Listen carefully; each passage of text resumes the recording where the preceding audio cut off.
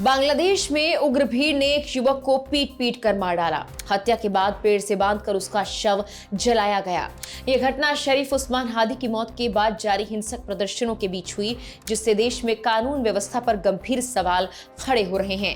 आखिर कैसे फिर हिंसा की आग में जल रहा है बांग्लादेश? शरीफ उस्मान हादी कौन है और जिस हिंदू युवक की हत्या की खबर सामने आई वो कौन है? उसे क्यों मारा गया? बताते हैं सब कुछ आपको इस वीडियो में। बांग्लादेश के मेमनसिंह जिले में गुरुवार रात एक हिंदू युवक को भीड़ ने पीट पीट कर मार डाला। उसके शव को आग के हवाले कर दिया। रिपोर्ट के मुताबिक युवक पर ईर्ष्य निंदा यानी ब्लास्फेमी का आरोप लगाया गया था। यह घटना ऐसे वक्त में हुई जब देश में पहले से ही अशांति बनी हुई है और अल्पसंख्यक और मीडिया संस्थानों पर हमलों को लेकर चिंता बढ़ रही है। यह घटना भालुका उपजिला के स्क्वायर मास्टर बाड़ी इलाके के डुबालिया पाड़ा में हुई है। पुलिस ने मृतक की पहचान दीपू चंद्र दास के रूप में की। वो एक स्थानीय गारमेंट फैक्ट्री में काम करता था और उसी इलाके में किराए पर रह रहा था।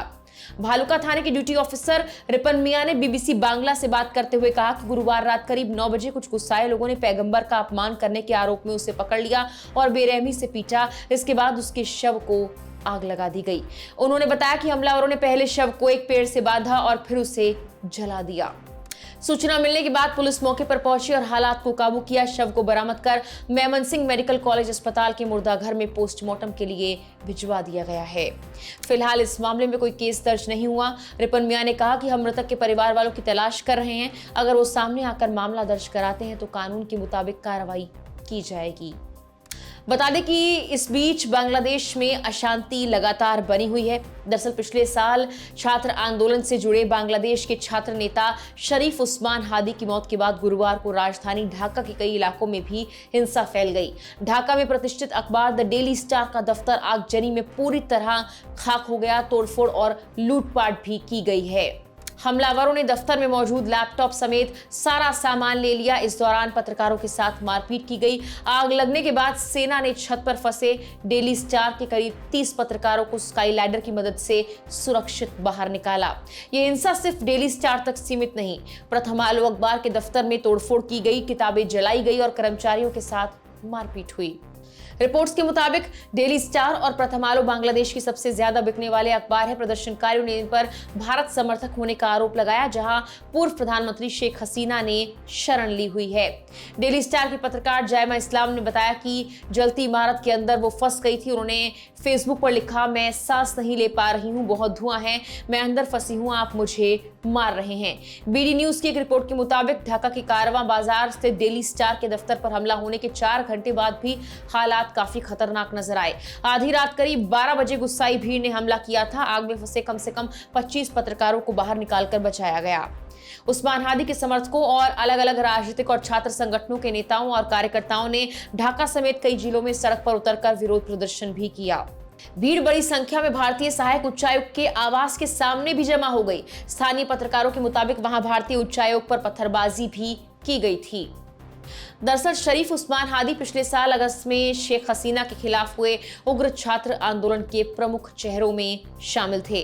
वो शेख हसीना विरोधी इनकलाब मंच के मेंबर थे। फरवरी में होने वाले चुनावों के लिए उन्हें संभावित उम्मीदवार माना जा रहा था। हमले के वक्त वो ढाका 8 सीट से निर्दलीय उम्मीदवार के तौर पर प्रचार भी कर रहे थे।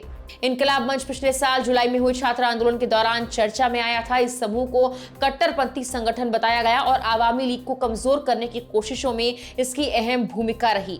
छात्र आंदोलन में भूमिका के बावजूद यूनुस सरकार ने इनकलाब मंच को भंग कर दिया था और उसे राष्ट्रीय चुनाव लड़ने से रोक दिया था। पिछले शुक्रवार को हादी को ढाका की एक मस्जिद से निकलते वक्त गोली मार दी गई। गोली उनके सिर में लगी, जिससे वो गंभीर रूप से घायल हो गए। 15 दिसंबर को उन्हें एयरलिफ्ट कर इलाज के लिए सिंगापुर ले जाया गया था, लेकिन गुरुवार को सिंगापुर के अस्पताल में इलाज के दौरान उनकी मौत हो गई। सिंगापुर के विदेश मंत्रालय के बयान के अनुसार सिंगापुर जनरल अस्पताल और नेशनल न्यूरोसाइंस इंस्टीट्यूट के डॉक्टर्स की पूरी कोशिश के बावजूद 18 दिसंबर 2025 को हादी ने अपनी चोटों के चलते दम तोड़ दिया। सिंगापुर प्रशासन शव को ढाका भेजने के लिए सिंगापुर स्थित बांग्लादेश हाई कमीशन के साथ मिलकर काम कर रहा है। बांग्लादेश नेशनलिस्ट पार्टी यानी बीएनपी के कार्यवाहक अध्यक्ष तारिक रहमान, जमात इस्लामी और नेशनल सिटीजन्स पार्टी यानी एनसीपी समेत कई राजनीतिक दलों के नेताओं ने शरीफ उस्मान हादी के निधन पर शोक जाहिर किया है। छात्रों के संगठन स्टूडेंट्स अगेंस्ट डिस्क्रिमिनेशन जुड़े संगठन नेशनल सिटीजन पार्टी के मेंबर भी इन प्रदर्शनों में शामिल हो गए। प्रदर्शनकारियों ने भारत विरोधी नारे लगाए और आरोप लगाया कि हादी पर हमला करने वाले लोग भारत भाग गए हैं। प्रदर्शन का नेतृत्व कर रहे नेताओं ने अंतरिम सरकार से तुरंत एक्शन की मांग की है। इस हिंसा को लेकर अंतर्राष्ट्रीय स्तर पर भी चिंता जाहिर की जा रही है। कमेटी टू प्रोटेक्ट जर्नलिस्ट यानी CPJ ने कहा है कि वो हालात से चिंतित हैं और उसने बांग्लादेश सरकार से पत्रकारों की सुरक्षा सुनिश्चित करने और दोषियों के खिलाफ सख्त कार्रवाई की मांग की है। वहीं नई दिल्ली में विदेश मामलों की संसदीय स्थायी समिति ने कहा कि बांग्लादेश की स्थिति जटिल और लगातार बदलती हुई है। समिति ने अपनी रिपोर्ट में अल्पसंख्यक मीडिया संस्थानों, बुद्धिजीवियों पर हो रहे लगातार हमलों पर चिंता जाहिर की। रिपोर्ट में कहा गया कि अगस्त 2024 की राजनीतिक घटनाओं के बाद देश में भारी अस्थिरता फैल गई और हिंसा, हमले, डराने धमकाने की घटनाएं आम होती जा रही हैं। विदेश मंत्रालय ने समिति को बताया कि भारत बांग्लादेश में कट्टरपंथ और अल्पसंख्यक पर हमलों को लेकर अब भी चिंतित है। साथ ही भारत अंतरिम सरकार के साथ संवाद बनाए हुए है और हालिया राजनीतिक घटनाओं का असर भारत बांग्लादेश संबंधों पर ना पड़े, इसके लिए कोशिश कर रहा है। फिलहाल के लिए इस वीडियो में इतना ही।